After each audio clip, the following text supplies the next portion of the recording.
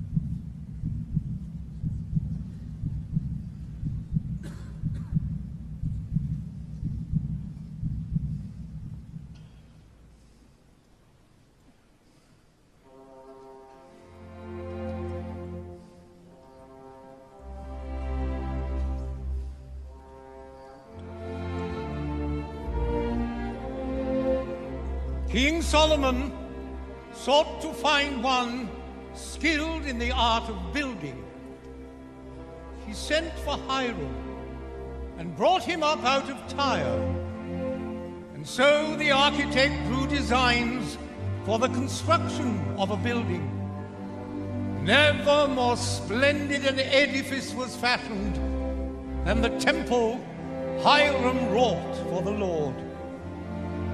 This skill to give effect to vision became operative masonry. Over time, thinking men became drawn to the idea of applying these tools to their models, that they should lead better lives, following the will of the great architect. Speculative masonry was born. Great men and great ideas found fertile land, and their beliefs spread across the world. They used tools to measure their actions by the rule of rectitude. They squared their conduct by the principles of morality. They compassed their thoughts by propriety. And thus men built temples within their hearts. These edifices, models, and ideals are as relevant today as they were in ancient times. Let us resolve to keep them so.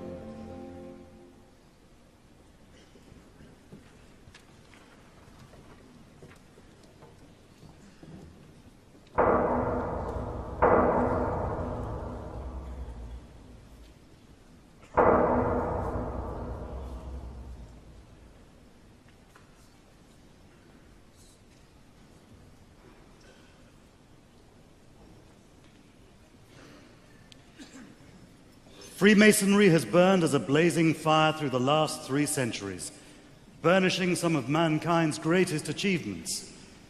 It has illuminated and inspired some of the most treasured works of literature, music, and art. It has pushed philosophers to dream beyond horizons. It has guided visionaries to found new nations, and it has brought peace and harmony into the hearts of millions. Its grand principles are there for all to see. Brotherly love, the welcome to all people under heaven. Relief, a dedication to charitable work. And truth, the daily search for moral advancement. Many have concluded that Freemasonry's own description of itself is the best. A peculiar system of morality veiled in allegory and illustrated by symbols. Today, we celebrate Freemasonry, its past, present, and future.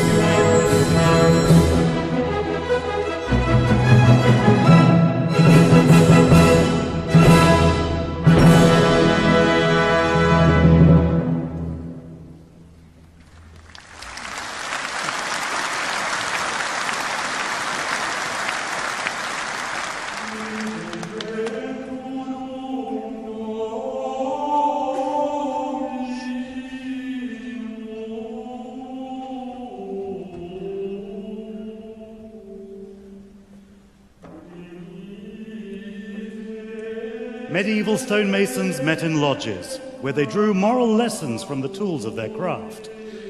Their legends recall that the art of masonry was first taught by Euclid, and that in England, 100 years before the time of William the Conqueror, a great assembly of masons met at York under Prince Edwin, where they drew up a historic code for the guidance of the craft. In truth, no one knows precisely how philosophical or speculative Freemasonry grew out of the stonemasons' ancient guilds. But by the time of William Shakespeare, gentlemen, and not just working stonemasons, were meeting regularly in masons' lodges to practice the craft. In the early 1600s, Sir Robert Moray, the driving force behind the Royal Society, was initiated into Freemasonry at Newcastle upon Tyne. Soon after, Elias Ashmole, famous as founder of the great Ashmolean Museum, was initiated into Freemasonry at Warrington. Freemasons continued to meet and initiate new members throughout the period of the Civil War, Commonwealth, and Restoration. Then, exactly 300 years ago, in 1717, something happened in London which altered and shaped Freemasonry forever. After the Great Fire of London, St. Paul's Cathedral had been newly designed and finished by Sir Christopher Wren. It was a triumph of stone and skill. In its shadow, 4 London lodges of Freemasons met together and took a momentous step.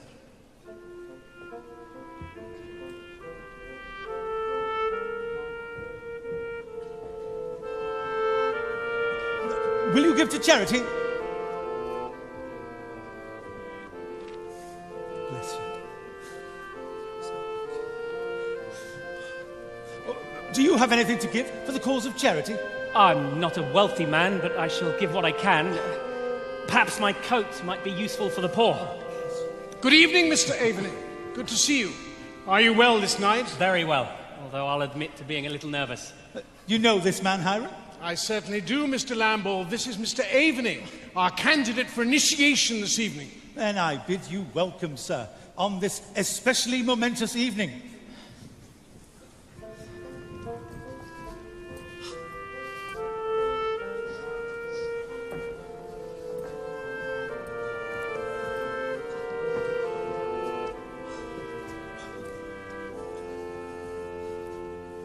Brothers, I bid you welcome on this historic evening.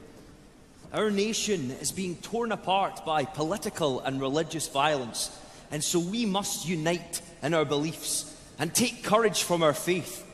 It is our duty to stand together and prove that unity is stronger than division. Indeed, on this notable date, our 4 lodges shall come together to form one. This union will form a refuge for our brothers from the discord we see about us, and will prove hopeful to those in need and darkness. We must safeguard and treasure this united lodge in order that brothers continue to meet as equals. We shall come together on the level and on the square to continue our craft, more ancient than the golden fleece or Roman eagle, more honorable than any other in existence. And so, to further cement these intentions, it is here that we lay the foundations of hope. We therefore invite Mr. Sayre, Master of the Apple Tree Tavern, to take the chair as our first Grand Master. Brothers, it is with great honor that I declare that we 4 ancient and historic lodges shall henceforth meet together once in every quarter as the Grand Lodge of London and Westminster. I appoint Mr. Lamble and Captain Elliot as Grand Wardens, and a year hence we shall meet again, dine, and elect new officers for the year to come. Brothers, I congratulate you. May this new Grand Lodge flourish and prosper, enriching its members by guiding them in the duties that we all owe to the great architect, to mankind, and to ourselves. The pillars of wisdom, strength, and beauty shall support this union.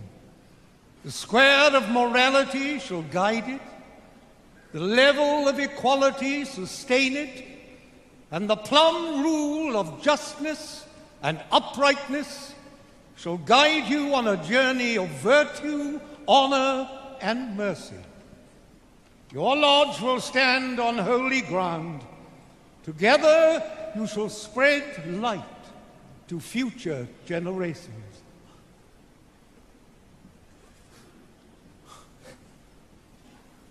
I believe our decision to be approved. I will second that. And now, if every brother has had his due, I call us from refreshment to labor and invite the master of the Rummer and Grapes Tavern to take the chair. Our candidate for initiation this evening is Mr. Aveny. He has been well and worthily recommended and regularly proposed and approved in open lodge. Let him be admitted in due form. Whom have you there? A poor candidate in the state of darkness.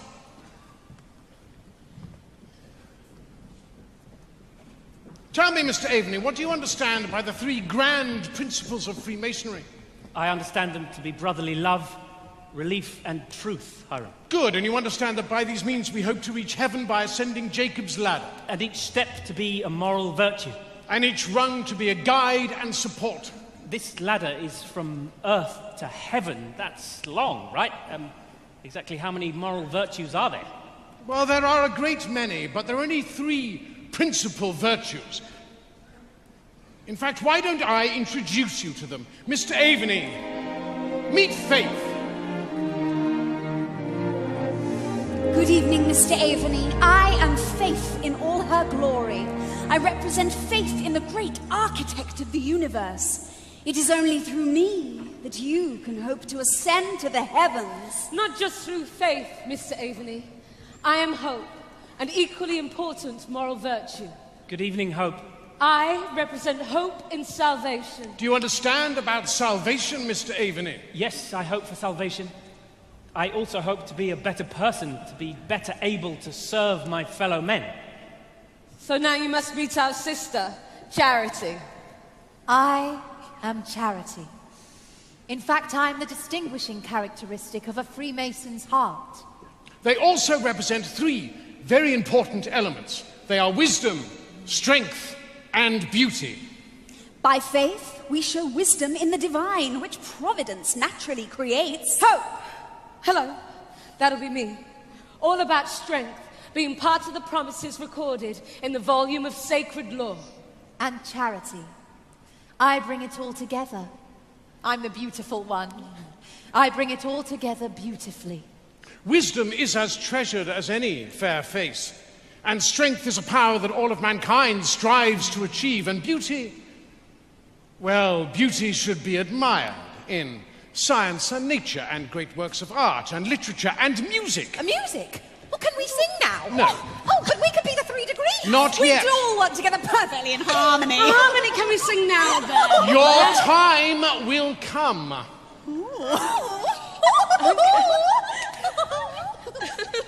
Now, Mr. Aveny, we've all witnessed your charitable side, but what does that mean to you? To give to those less fortunate than myself, Hiram. Good. You're beginning to understand. And what makes you want to embark upon this Masonic journey? I'm troubled by the happenings in our great country, Hiram. I see so much suffering, so much violence, the poverty on our streets. The unrest that you've witnessed is not new to us. It is the result of centuries of feuding between different religious and political differences. Poverty and division are the two saddest consequences of war, and mankind must work together to end these. My family fought on both sides in the Civil War, and the endless religious divides have sown bitterness and hatred among us for over a century. The only winners in all this discord have been the shroud makers and the grave diggers. I long for us to emerge from this suffocating darkness. As do we all, Mr. Aveny, and Masonry can offer you just such a path, away from factionalism, offering hope and strength to all those who reflect deeply on its wisdom. I'm not a believer in organizations and institutions. They've been responsible for so much misery and the shedding of innocent blood. I believe only individuals striving to follow their better natures can help us now. What is it you do for a living? I'm a stonemason. I'm proud to have played my part in the rebuilding of the great St. Paul's Cathedral. A noble profession, and one that involves much hard labor. I witnessed so much pain and desperation amongst my fellow craftsmen. Without the right tools, even able-bodied men find themselves without employment. Their families suffer as a consequence. I, like many, wish to become a more expert workman, but without the tools. Without your of our land would not have been laid. With the Freemasons' tools and everything that you will learn, I have no doubt you will become the expert workman that you desire to be. Your journey has started. The pain and discord you've witnessed and felt has made you seek solace and truth. Out of the darkness will come light. You will see.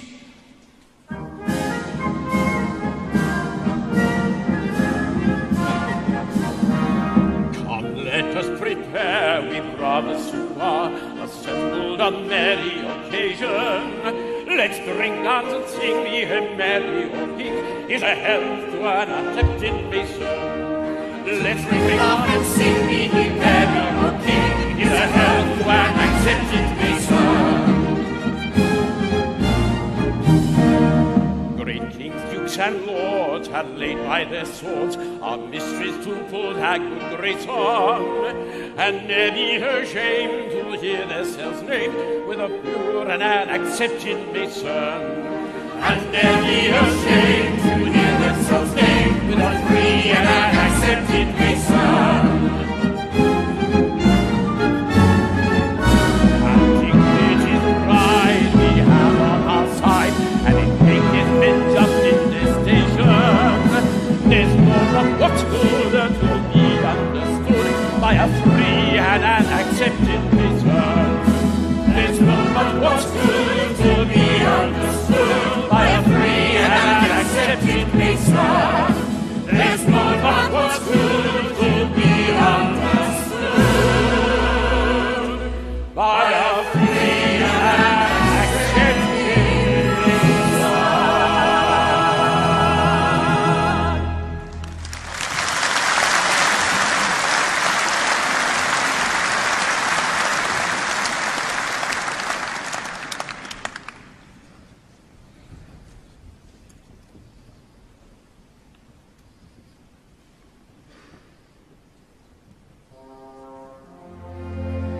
Like the builders of old, each Freemason takes up the square and compasses.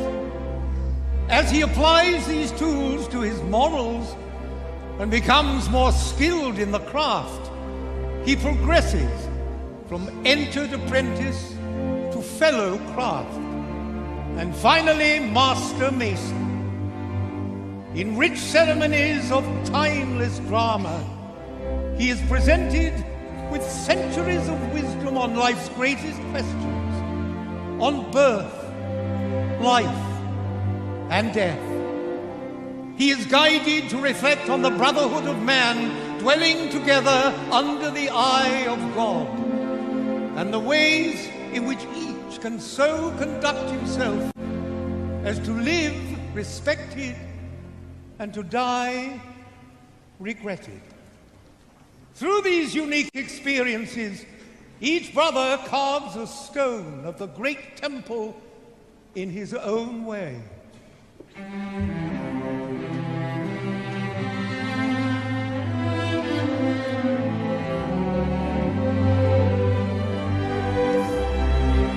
I hold that to be self-evident, Brother Franklin. All men are created equal. Indeed, Brother Washington. All Freemasons meet as equals, and we have an opportunity to create a nation in the very essence of Masonic morality. With freedom and tolerance of all religions and moralities that no government can oppress. You know, I think it would be a great idea if we wore our Masonic regalia when we're putting in place the foundation stone for the Capitol building. Freedom of speech, too, and the press, the right to peaceful assembly, and... Did you say regalia? Yes. Well, it would be wonderfully symbolic, don't you think? You'll be wanting to put the all-seeing eye on our banknotes next.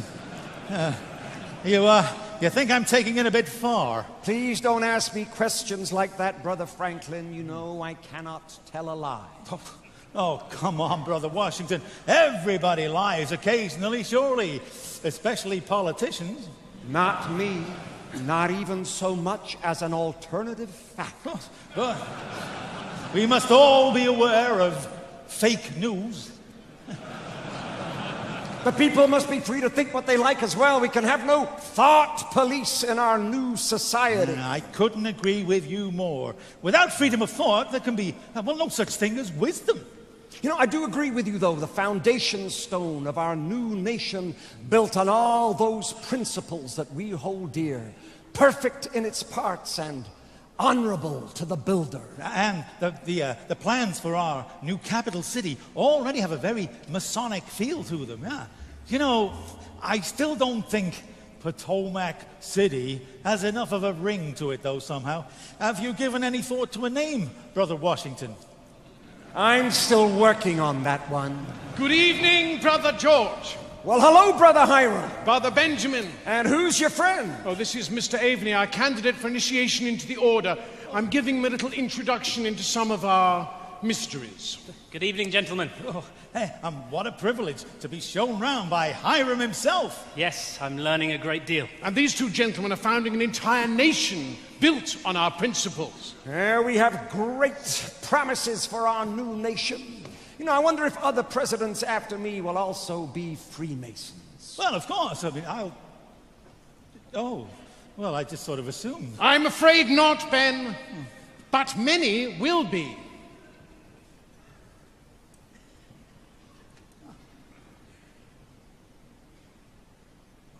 And Freemasonry will become embedded in the American culture.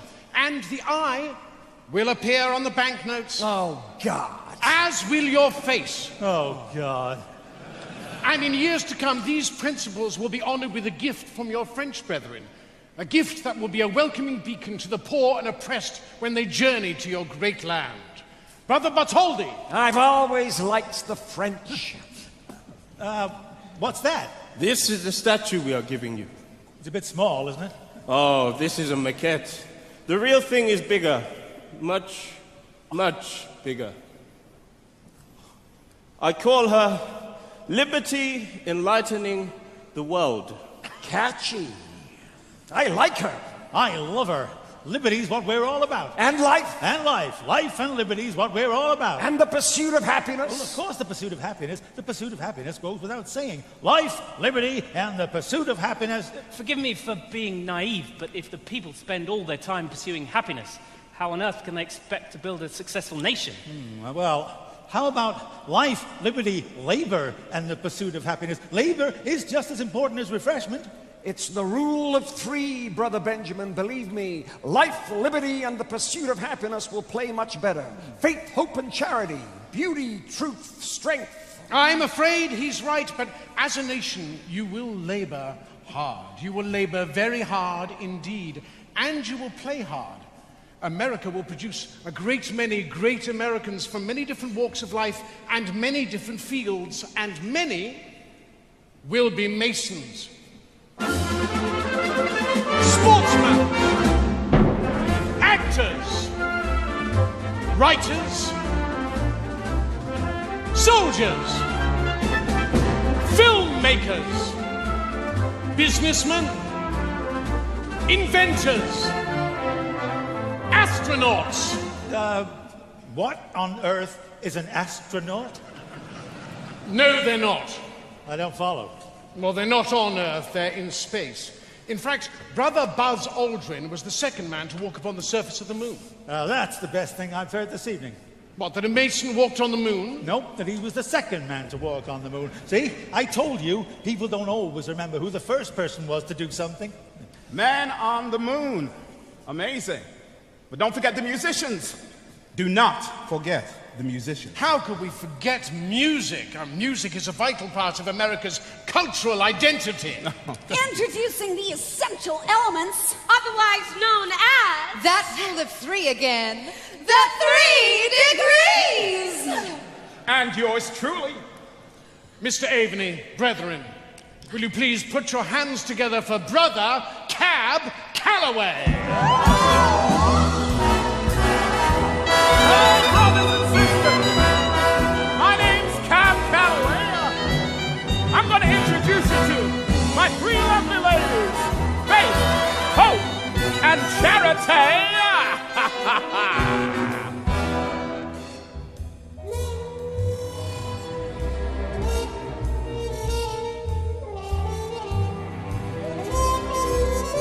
Hey folks, here's a story about many